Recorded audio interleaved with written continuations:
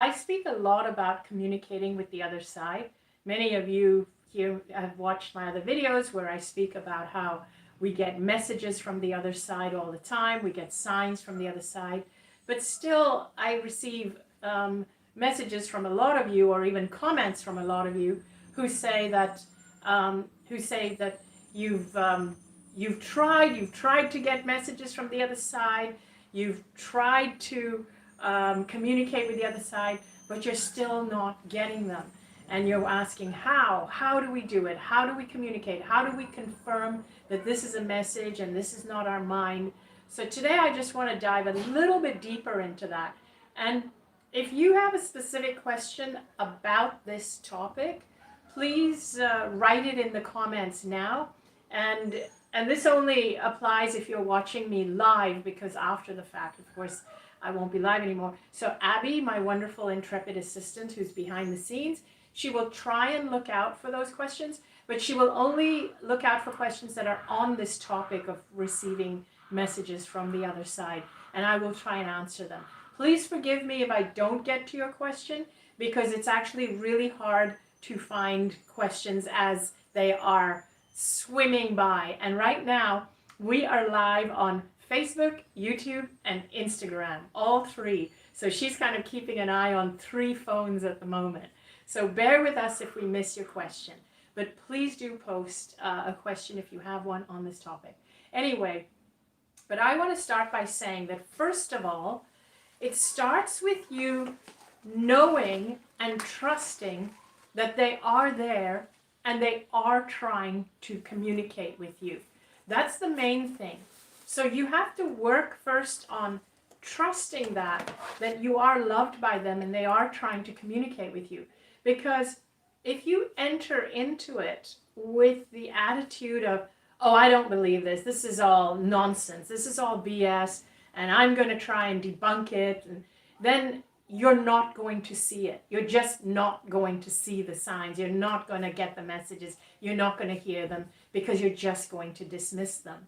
So the first thing is to check your attitude towards this. Check your attitude. Check if you're someone who disbelieves. So if you're someone who believes and is getting messages and feels guided, and you're compelled to try and convince somebody who doesn't believe, don't try and convince them.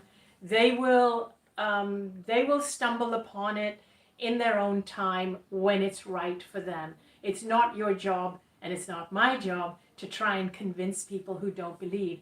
Because the thing you have to watch out for is when you're trying to convince people that, oh, I get messages and this is what it is, and if they don't believe you and they debunk you, what sometimes happens, if you're super sensitive and you're someone who is just starting out in learning to believe, and then you're trying to talk about it to people who don't believe, what happens is they start debunking you and they start planting doubts in your mind, and it sets you back. It takes your gift away. This is the one reason why I don't engage with debunkers and naysayers, is because they try to take away what you have. Maybe not intentionally, but very often if you're on shaky ground, that's what ends up happening. I know they don't try to do it intentionally. And again, I don't need to speak to people who agree with me. I like diverse views. I like a certain level of skepticism. But there is a difference between being skeptic and debunking. I like discernment. So when you feel that you're getting messages, I'm also going to tell you now about how to use discernment. Discernment is important. Sometimes being skeptic is also good. So what's the difference between a debunker and a skeptic? A skeptic is someone, to me, who knows that this does happen, it can happen, but you're not convinced that everything that happens is a message from the other side. So you kind of do a little bit of a check, and you need a little bit more convincing. But you know it does and can happen, but you're just skeptical that every single thing is a message from the other side. And that's fine, and that's healthy. Discernment, similar.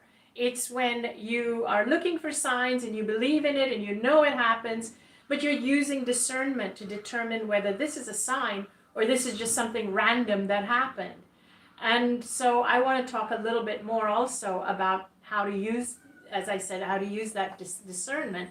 Um, so basically, stuff does just happen. You know, some things just does happen, and not every single thing that happens to you is a sign. If somebody is a debunker, they will take the things that are not signs and use that to convince themselves. Mainly, they're trying to convince themselves, and while they're at it, they pull other people down with them.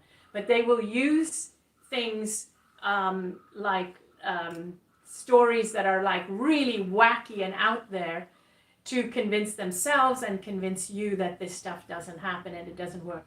So let me tell you, one of the things that I found that helps me is, in the beginning, when you're still shaky about it, do not talk about it. Just keep the signs to yourself, so you're not giving anyone an opportunity to talk you out of it. So that's the number one thing. When you start seeing little things that are synchronicities, when you see signs, when you get messages, when you get a download. And when I say a download, what that means is when you get something that kind of feels like, whoa, that felt good. Another thing that tells me that it's a message is when I get the shivers up my spine, when I get the chills. You just get these chills and you get these goosebumps, spirit bumps, we can call them, or we can call them soul bumps. When you get that feeling, and I get that very, very strongly sometimes when I'm asking a question and I'm like, why is this happening? Or what do I need to do about this? And suddenly I'll get a download out of nowhere and I'll kind of go, oh my gosh, is that it? And then I'll get these chills and I'm like, oh, that's it. It's almost like spirit or your deceased loved ones almost like move through your body to give you those chills, to tell you, yes, that's the answer. So that's one big sign to tell you if that, what you're thinking of, is correct or not. It's when you get those chills. And it could be anything from you thinking of a loved one and saying, are you here right now? Or is that really you, Jimmy? Or anything like that. And then you get the chills. It means, yes, it's them, and they want you to know that it is them and that they are here right now, communicating with you, being with you.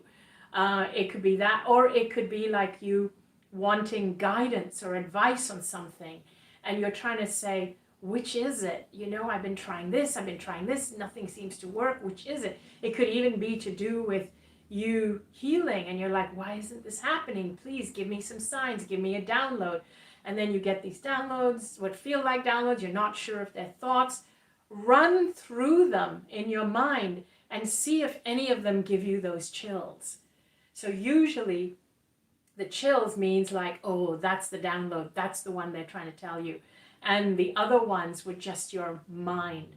So another way to use your discernment is that when something feels super uplifting, a download, when it feels super uplifting and it actually makes you feel good and it alleviates your fears, that is definitely a message from the other side. When you kind of feel, when you can kind of tell, it's like, oh wow, and you know that it's not something you could have thought of. That's a message from the other side. But when it's something that makes you feel down, it makes you feel a little more fearful, then that's your mind. That's your mind trying to convince you out of it. That's your mind playing games with you. The other side, messages from the other side, will never, ever bring you fear. Even if they are a warning of caution about doing or not doing something, they won't be fearful. They will be giving you guidance on how to get out of a tricky or bad situation. So it'll still uplift you. It'll still be like, oh, this is how I get out of it. Okay, thank you for the guidance. So that's how you can discern between whether it's your mind or whether it really is your guidance from the other side. So here are some of the ways that you can connect more easily. And in a moment, I'm going to ask Abby if there are some questions from you guys, and it looks like there are. So here are some ways that you can actually connect and what I do. Now, I do it so innately that I really have to figure out, okay, if I had to teach someone, how would I tell them? What would I do? So one of the things you have to do is to find moments in the day when you can sit quietly and just sit quietly with yourself, your thoughts, and you can just sit and lie down or go for a walk or be out in nature or sit on the beach or on a mountain or something. Just sit somewhere where you don't have to concentrate on anything, where you don't have to concentrate on work or the road or your computer or anything. And you're sitting quietly, and then just put a question out there if you have one. Or what I like to do is I sometimes like to just say, what have you got for me today? What have you got for me today? And then do nothing more than just focus on your breathing. Just your breathing in and out. And don't force thoughts to come in and don't force thoughts to get out. Don't push thoughts to get out. I want to say here that in the beginning, always in the beginning, you will feel a little bit unsure as to whether what's coming to you is guidance or whether it's real. You can try it out. The things that come to you, try it out. See if it works. See how it feels. And over time, it starts to get better and easier. So going back to what I said earlier is that when you start to feel a little bit of the guidance, when you feel it, when you feel something, when you feel the chills, when you feel the voice, when you see certain signs that you think, oh, that must be unmistakable. I mean, that butterfly actually came and looked like it was looking me in the eye, or that hummingbird, oh my gosh, it was at my eye level and it followed me. You know, when there are things like that, hold on to them and be very careful who you share them with, as I mentioned earlier. So that the other thing I want you to do is I would love for you to look for people who believe in signs and believe in communication from the other side the way you do, so that you can share signs with each other, so that you can share messages you've had and so-called synchronicities, which you knew were guidance, and share downloads you had when you applied it and it really worked. And so look for a community of people where you can share, who you can share this with, because when you are with like-minded people, when you're marinade, and this for me is the most important point, when you're marinade, when the people you are surrounded by, the culture you are surrounded by, also believes that we are guided and getting messages all the time from our guidance system from the other side, when they all believe that, then you can talk about it, and what happens is that you become more reinforced in your belief in that. You become more fortified and you start to get more confidence. The more confidence you are, the more they are able to communicate with you.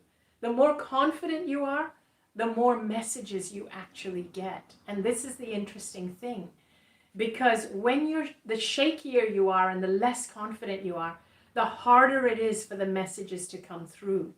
But the more confident you get, the easier it gets for your higher self and the other side, your loved ones on the other side, to communicate with you.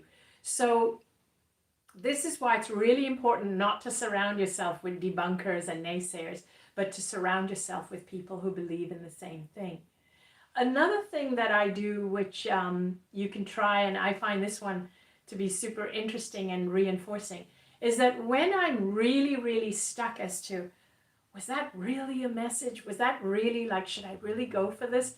Or was that just my mind? And you're kind of thinking, so there are moments where even though I've been doing it for so long and it's almost innate and second nature, there are moments when I do kind of go, was that really a message? Was that really Granny trying to tell me something? So here's what I do. I cheat. I get Danny to do a muscle testing on me, and you can get somebody to do that with you, where you think the thought of not doing the thing, the guidance that you got, and with muscle testing, somebody kind of presses on your arm, and we call it muscle testing, but it's actually a little bit, it goes deeper than that. It's more like it's an energy testing. It's like whether your energy goes weak or your energy goes strong. And so I sometimes, if I'm really in doubt, then I check the messages I get using energy testing, or what is commonly called muscle testing. And you have to have someone just test it on you and see how you react to it. Now, here's another piece I want to say, is that if you turn out to be wrong at any point with your message, don't lose heart, because there is every possibility that you could have misinterpreted a message. There are also sometimes things that change. One thing that does shift, because we have free will, we always have free will, we can change the playing field at any time, and they can give us a message that applies to you the way things are right at this moment.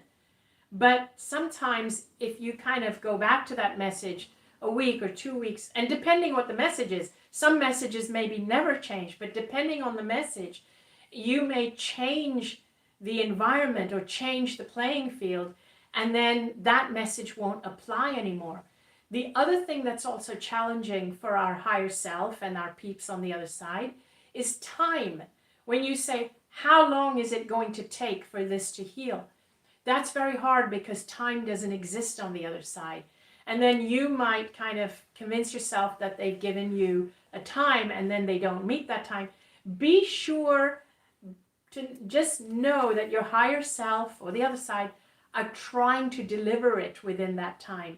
But if you're not reading some of the other messages correctly, not getting things, or using your free will to doubt or go in a different direction, then your higher self is not going to be able to meet that timeline. And then we kind of let that throw us off and go, oh, I don't trust it, it's not true. That's not the case. So remember that you always have free will, and unknowingly you could be using your free will to change your trajectory. So the best thing I find is to kind of go, what have you got for me today? What have you got for me today? And see what comes in. Because each day it depends on what I've been doing the previous day. And I allow Spirit to use me as a vessel, because I know that Spirit wants me to be well and healthy so that it can continue to use me. And so I have to just keep saying to Spirit, what have you got for me today? And then hopefully interpret their messages correctly. And sometimes I will ask them again, is this correct? Am I interpreting it correctly? Please give me another sign. Please give me another signal. Now, they don't mind you speaking to them all the time. So here's the final thing I'm going to give you until I go to Abby with the questions, is that they will not help you unless you ask them to. They will not help you unless you ask them to, because as I said, we have free will. So they need to be asked. You need to kind of say, would you please help me on this? Can you please give me guidance on this? What have you got for me today? Can you please give me some signs that I'm on the right path? Can you give me signs that you are indeed Robert or Jimmy or whoever, or Granny or my mom or whoever? So they don't mind being asked over and over and over again. Sometimes they give us signs and we miss them, and we think that they haven't given us signs. But it's not always easy for them. What I find is easier for them is to just drop thoughts into our head. But when they just drop thoughts into our head, the harder part is for us, for you, for all of us, is to discern whether these are just my thoughts or whether it's them communicating with me. Which is why we then think, oh, they never send me signs. They never send me signs. We don't realize they're communicating with us, but we think it's our own thoughts. For them, it's much harder to send birds and butterflies and red balloons and things our way. That is the harder thing to do. And so they can't keep doing that every hour on the hour. So they will do it when they can, once in a while, to manipulate and maneuver physical reality to do that. And they will, as I said, they will do it whenever they can, but they can't keep on doing it. For them, it's easier to drop the thoughts, but then for us, we have to do the work of learning to discern what is the guidance they're giving us, and what are my own thoughts? What am I doing to block the guidance? Where am I using my free will against me? And where free will works against me is when you operate from a place of fear, when you operate from a place of lack of trust, where you enter every situation with a distrust of, how am I going to catch this out? What can I find wrong with this situation? It's when we operate from that place and we use our free will to come at life from that place, and to enter every dialogue and conversation and every video we watch. If we enter it from a place of, oh, this is all nonsense, but I'm going to listen to it to see how I can catch them out and what I can find that's wrong with it. And believe me, I get people watching my videos who literally watch them to find what's wrong with them. And so, of course, everything I say is not going to work for them if that is the attitude with which they approach it. And they find everything that they don't like or disagree with and engage on those points. I don't engage when that's the case, because all they're doing is trying to convince themselves that this is not true. And so that's why I don't engage, because I will continue to tell you that when you open up, this stuff is real. It really is real. And to prove it to yourself, talk to other people who are of the same wavelength. You can find those other people on my channels, on my Facebook, on my YouTube, on my Instagram, on my TikTok, the people who actually follow me, the people who actually comment. And I would love, love, love for you to post in the posts when you've known things that have happened to you, where you knew it was signs and guidance. I'd love for you to share them in the comments, because that will assure other people. And also, I have opened something called a Sanctuary, an online platform, which is a monthly membership platform where people can meet like-minded people, where we can communicate about this kind of thing, where we can actually, where I have chat forums where people can talk to each other, and where I do a couple of live Zoom calls where I can interact with people. I do a couple of them a month, and where we can talk about exactly these kinds of things so that we know that they happen and we can reinforce it. So now, Abby, I'd like to just take a couple of questions. Okay, number one, can you do an example of the muscle test? So like what happens when it doesn't align with you, what happens when it does align with you? Okay, so here's what happens is that, first of all, you put out your arm, and you have to have a second person, and then you just clear your mind blank, and you ask them to press your arm down and I wonder in this video, can you see my whole arm or not? No, really? Not the whole arm. Okay, but so in front of you, put it out in front of you. Okay, Yeah. so then you have somebody with just two fingers press your arm down while you resist and push up. You push up. And so you start with just a blank, like this is what I call just my the baseline. So no thoughts, just blank. You push up, they push down, and you see how far. And they push down with their strength, but just two fingers, you push up with your strength. Then you say something that you know is clearly false. Something like, I can say, I'm Popeye the Sailor Man. And they push down, and you push up, and you'll find that your arm goes weak. They're able to push you down. And then I'll say something that I know is true. I'll say, I'm Anita Moorjani. And they push down and I push up, and I'll find my arm goes up. So the first thing to do, and that's a calibration. So the first thing is to calibrate and see where your arm goes when you say something that you know is true and when you say something that you know is false. And you will notice that your energy is stronger when something is true and weaker when something is false. Then what you do, and you don't have to say this out loud if the person doing it, if you don't want them to hear it, but you can hold a thought in your mind. You can say something like, when I got that message the other day, was that my mom giving me that message? And then see if the arm goes weak or strong. And then you can even say, and if it's a no, you can even say, what that was. So always, now everything you say, every thought that you give for this has to be something with a yes and no. So it's either a yes or no question or a yes or no statement. So you can say, that message was from my mom. And so it's either a yes or a no. In other words, true or false. Because when I said I'm Popeye the Sailor Man, it was false. When I said I'm Anita Moorjani, that's true. So that message was from my mom. And your energy will tell you if it's true or false. And then if it's not from your mom, you can say it was from another deceased loved one. And it can go true or false. It was from my own soul who knows my journey. And it will tell you. So you can actually check yourself for things like that. That's what I do. And you can even I use muscle testing sometimes to check if I need a particular supplement or not. When I hold a bottle of a supplement to my chest and hold my arm out, and then somebody will do this. And if I test strong, it means my body wants it. If I test weak, it means my body doesn't want it. So there you have it. So another question, and make sure you repeat it for Facebook because the mic is on. Oh.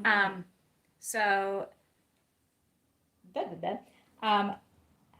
one, I thought this was hilarious. It's like, what do you mean people want to help you? Don't they have better things to do? Which I'm going to roll into the question of, what if your loved one has reincarnated?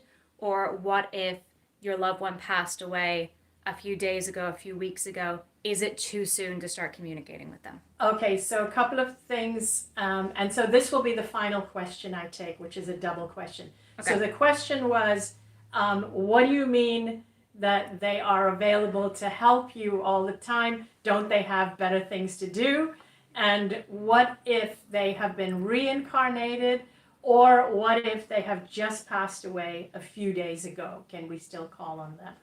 Okay, so first of all, when they are on the other side, helping us is something they really want to do and they really love to do, and it's part of their own growth. It's for them, they cross over and they continue to grow, and they feel and very often when our loved ones leave us, and if it's not because of old age, it's often because either their soul had this agreement to leave at this point, or because they felt they could do more from the other side. They felt they could do better and more from the other side. That's very often the case. So allow them to do that more, and they are delighted to actually help you. It's not something that they don't feel that you're being a pain when you call on them. It brings them joy to actually help us and serve us. That's the thing you need to know. It actually brings them joy to do that. The other thing that I would like you to know is that with reincarnation, this is a bigger, more complex issue because time is not linear on the other side. So in a strange way, all our lives already exist when we die. All our lives already exist on the other side. So we already exist in multiple planes. And so even if they reincarnate, their spirit is still there helping you. But also, the other piece to know is that because time is not linear, what is 100 years for us passes in a nanosecond for them. So chances are they may not have even reincarnated for a while until maybe quite a few years later. So they are still there helping you during the course of your lifetime. Excuse me. I'm good, thank you. And so that's the thing with reincarnation, and that's a whole other thing where time is not linear on the other side. And they can be at several places at once. The other piece to the earlier question of don't they have better things to do? They actually can be at several places at once. So bear that in mind, that they actually can be, they can, so if they're helping you, you're not taking them away from something else. You're not taking them away from helping your sister or your brother or your mom or somebody who you feel needs them more. They can help all of you. They are not in a physical body. We think in terms of physical body limitations.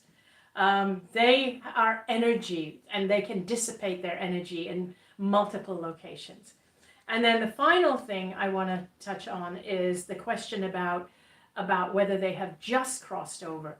Even if they have just crossed over, don't hesitate to call on them if you are grieving them and you need them to be by your side. Sometimes people tell us that if we hold on to them, we're preventing them from fully crossing over or integrating into the other side. Personally, I don't believe that, because having been there myself, and this is where my information comes from, is from my own near-death experience. And having been there myself, when I was there and I watched my family, I would have done anything to bring them comfort. As far as I was concerned, nobody needed to worry about me and me getting safely to the other side. That will happen eventually anyway. No harm can come to them once they have crossed over.